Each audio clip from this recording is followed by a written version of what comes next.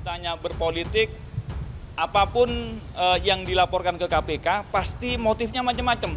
Baik motif ekonomi, baik motif politik, dan semuanya pasti ada motifnya.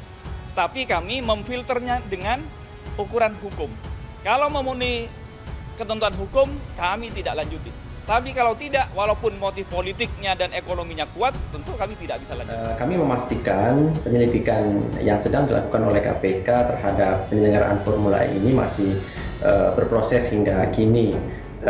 Tim penyelidik masih terus mendalami berbagai data dan informasi serta bahan keterangan yang dibutuhkan dalam kegiatan dimaksud. Anies memang sakti. Bayangkan, dia bisa melakukan ini terhadap KPK.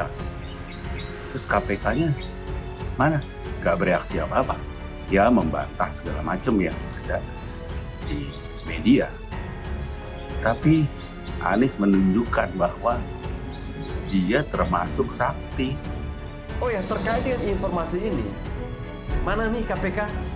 Kok bisu ya? Harusnya diselidiki dong. Itu Indef ngomongnya A, lalu Jakpro ngomongnya B. Bahwa di sini kita melihat ada perbedaan statement di situ. Angkanya harus sama dong. Diperiksa 11 jam, datang seorang di cuma bawa map, bukan amplop map. Keluar, dia seperti melakukan show sendiri di sini, di depan gedung KPK dengan mic, dan bisa berjarak dengan wartawan yang selama ini kita nggak pernah lihat terjadi di gedung KPK.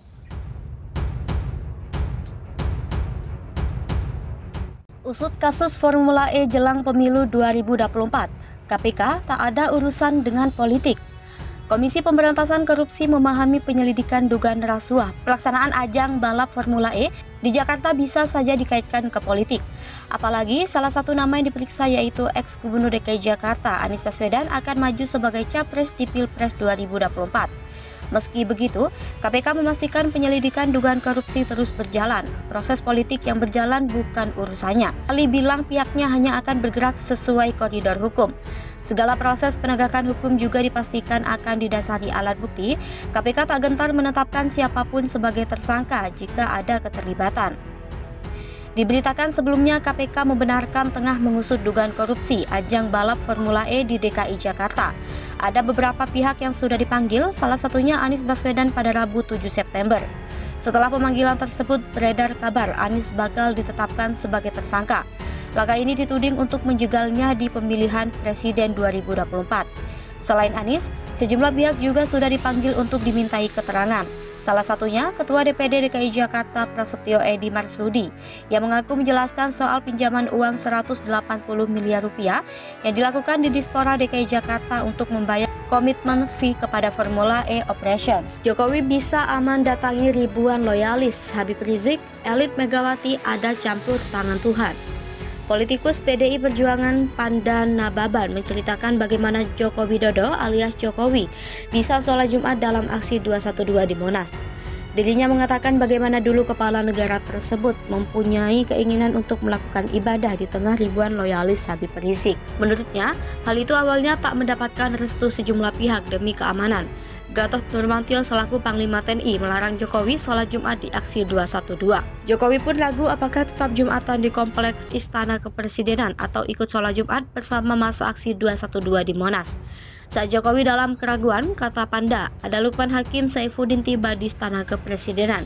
Jokowi pun bertanya kepada Lukman yang saat itu menjabat Menteri Agama. Panda menuturkan saat itu Lukman menyarankan agar Jokowi bergabung dengan masa aksi 212. Asal Partai Persatuan Pembangunan itu meyakini Jokowi bakal tetap aman di antara masa aksi 212. Lukman beralasan masa aksi 212 berdemo karena memprotes Basuki T. Purnama alias Ahok. Akhirnya mantan wali kota Surakarta itu sependapat dengan jawaban Lukman. Ia dibawa guyuran hujan, Jokowi pun bergerak bersama Wakil Presiden Yusuf Kala Wiranto, Lukman, Gatot Nurmantio dan Tito Karnavian menuju panggung utama aksi 212 di Monas. Panda mengatakan Jokowi langsung mementahkan berbagai pertimbangan soal keamanan yang disampaikan Gatot maupun Tito. Salah satu pendiri PDIP itu pernah bertanya langsung soal itu kepada Jokowi. Panda menuturkan Jokowi menyebut ada kehendak Tuhan yang mendorong mantan gubernur DKI itu Jumatan bersama mangsa aksi 212. Jalan politik Yusuf Mansur, aksi 212 dukung Jokowi kini bacalek dari Perindo. Ketua Umum Partai Perindo Hari Tanoso Dijo mengumumkan jika penceramah Yusuf Mansur bakal menjadi calon anggota legislatif dari partainya. Hal itu ia sampaikan dalam sambutannya di acara HUT Partai Perindo ke-8 di iNews Tower, Kebon Siri, Jakarta Pusat, Senin, yang dihadiri Presiden Joko Widodo atau Jokowi. Sebelum menyebut nama Yusuf Mansur, Haritano mengumumkan sejumlah bakal caleg yang akan maju di pemilu 2024 dari Perindo. Salah satunya adalah Oni Suharman atau Oni SOS, komedian yang kini duduk sebagai anggota DPD RI. Usai mengumumkan banyak tokoh gabung Perindo, baru Haritano memperkenalkan Yusuf Mansur sebagai bacaleknya. Publik mengenal Yusuf Mansur sebagai seorang pendakwah muda yang berpengaruh dan pembisnis. Namun Yusuf Mansur belakangan ini kerap menjadi sorotan karena sederet kontroversi dan dalam usaha dan investasi yang ia jalani. Sementara di ranah politik, Yusuf Mansur belum pernah menjadi kader dari partai manapun. Meski sebagai pendakwa, setidaknya ia pernah bersinggungan dengan dua momen besar, yaitu aksi 212 dan Pilpres 2019.